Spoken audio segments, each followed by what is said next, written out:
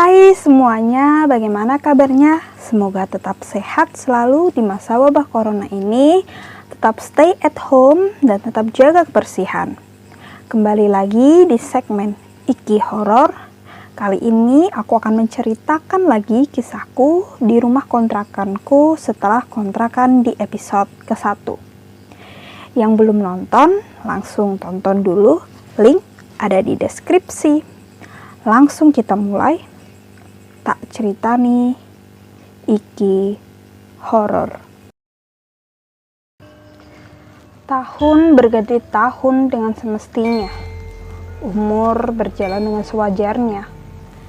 Dan tibalah saat habis masa kontrak di rumah kontrakanku yang pertama itu, dikarenakan si penyewa tak ingin memberi kontrak lagi dengan alasan tempat itu akan segera dibuat bisnis sendiri. Oke lah, keluargaku memaklumi. Bisa apa kami? Hanyalah manusia yang berusaha mencari tempat tinggal.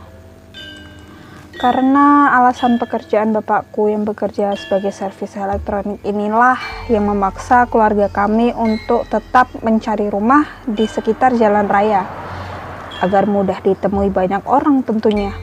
Akhirnya kami mendapatkan kontrakan lagi.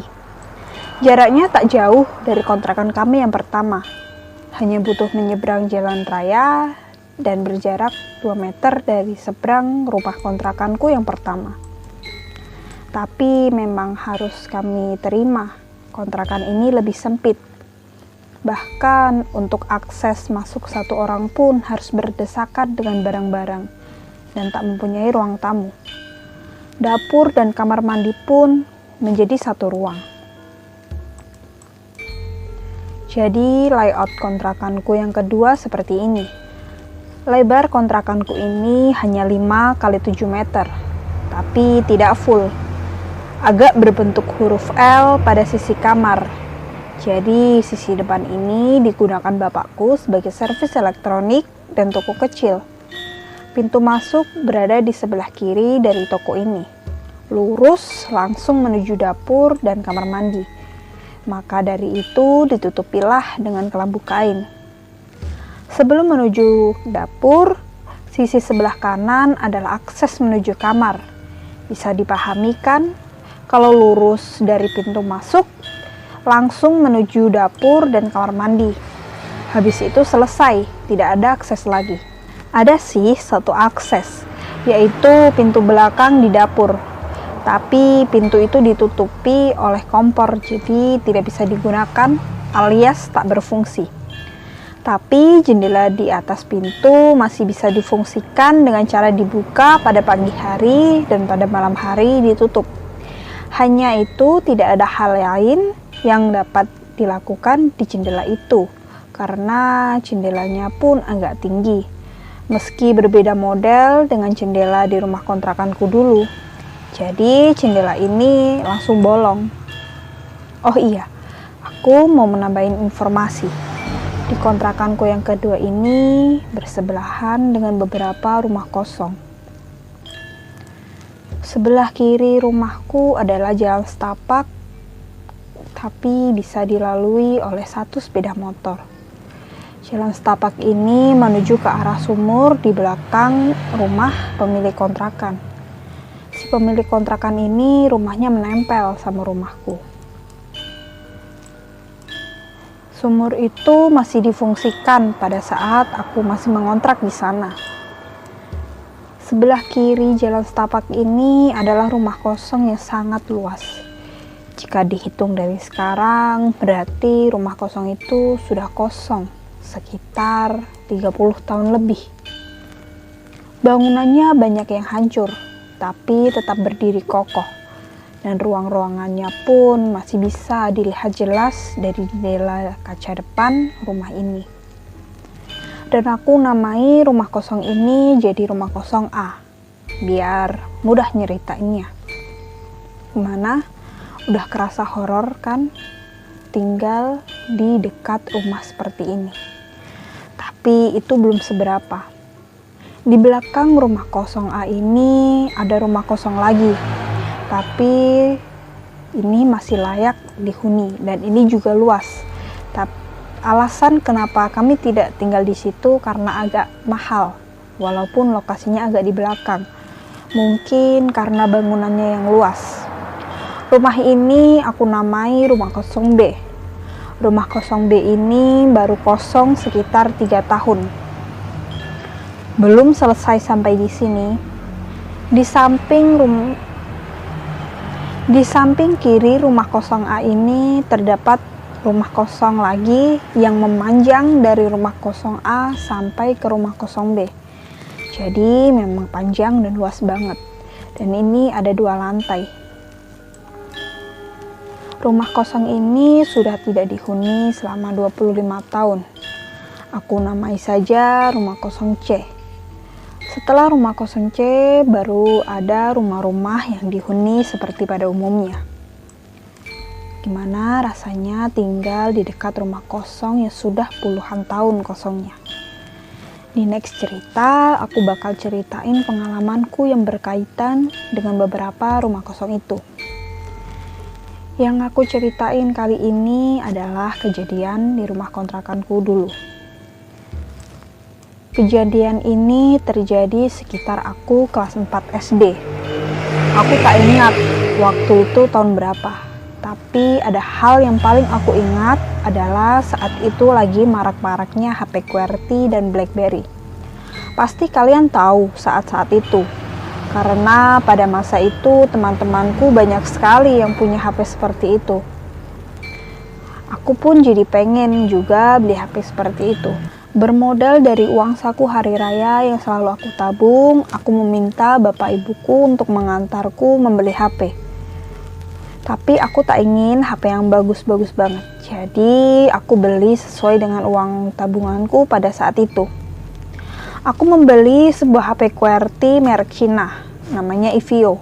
Pasti kalian gak pernah dengar, namanya juga HP Cina. Dan seperti yang kalian tahu, HP pada saat itu tidak ada namanya fitur kamera percantik, aplikasi editor foto, atau aplikasi-aplikasi edit lainnya. Hanya bisa aplikasi bawaan dari HP itu. Dan pasti kalian juga tahu, kamera pada saat itu sangat pas-pasan, tidak seperti sekarang. Dan satu lagi, zaman dulu tidak ada kamera depan, hanya ada kamera belakang, dan itu blur pula. Kejadian ini terjadi di siang hari saat aku pulang sekolah.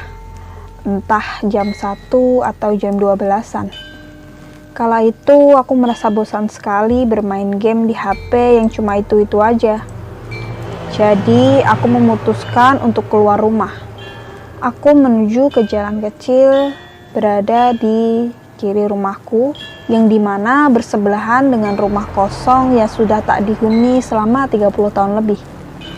Dan aku memutuskan untuk berfoto-foto, biar galeriku ada isinya, gak cuma kosong gitu. Mulailah aku mengambil foto dengan kamera belakang. 1-2 foto sudah kuambil, tapi aku tak langsung melihat hasilnya. Nanti saja kalau sudah banyak, pikirku. Jadi aku melanjutkan foto-foto hingga sekitar 15 foto. Setelah selesai, aku langsung masuk ke dalam rumah dan tidur. Malam harinya, anak-anak kecil bersama ibunya biasalah berkumpul-kumpul di depan rumah main-main gitu. Dan aku sempat keluar untuk sekedar menyapa tetanggaku. Kebetulan anak kecil dari pemilik kontrakan juga main di depan rumahku.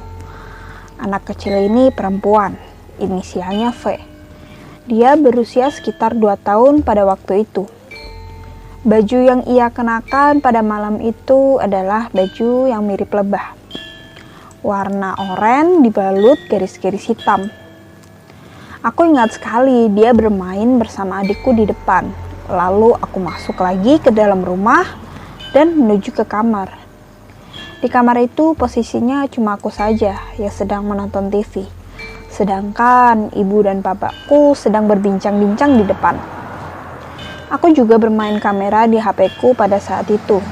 Karena kamera yang pas-pasan dan seterang apapun lampu kamar pada saat itu, Di layar HP-ku tetap saja hasilnya gelap. Saat aku hendak menekan tombol foto, tiba-tiba ibuku memanggil. Alhasil karena aku kaget, foto yang kuambil tadi menjadi goyang karena gerakan refleksku. Kuletakkan HP-ku dan aku mulai menghampiri ibuku. Setelah itu, aku sudah tak membuka kamera lagi ataupun melihat foto yang tadi. Keesokannya pada siang hari, baru aku cek galeriku dan aku terkejut. Bingung antara percaya ini nyata atau tidak. Tapi bukti masih ada di tanganku pada waktu itu.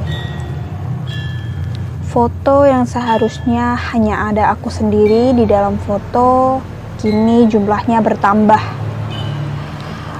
Aku tak lagi sendirian di dalam foto itu. Ada yang menemaniku. Tidak hanya satu, tapi 3 sosok sekaligus yang menemaniku di dalam beberapa foto itu. 3 sosok itu seperti berbaris ke belakang. Dan ketiga sosok itu semi-transparan. Sosok pertama yang berada tepat di belakangku adalah kuntilanak.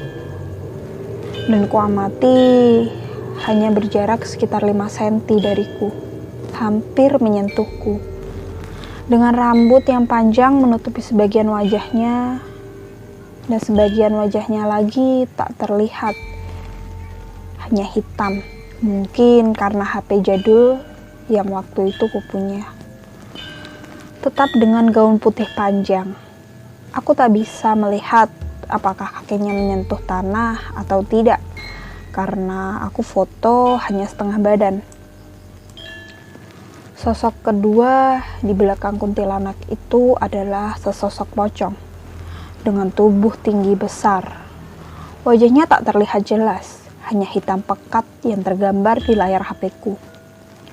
Dengan kain putih kotor bercampur tanah, ikatan-ikatan tali tubuhnya masih teringat jelas di ingatanku. Tingginya pun hampir mencapai atap samping rumahku.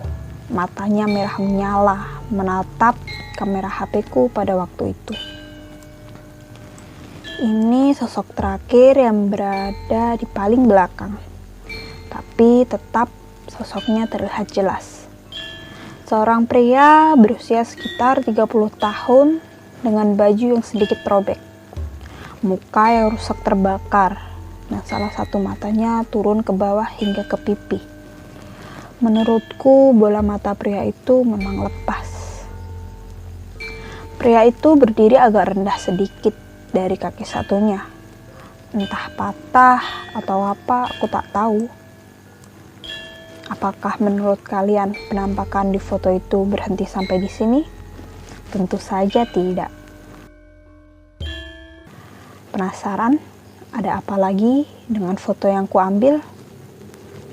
Tunggu aku di episode selanjutnya. Jangan lupa klik like, komen, subscribe, dan juga share biar aku tambah semangat lagi membagikan pengalamanku dan pengalaman orang-orang di sekitarku yang lebih mencekam.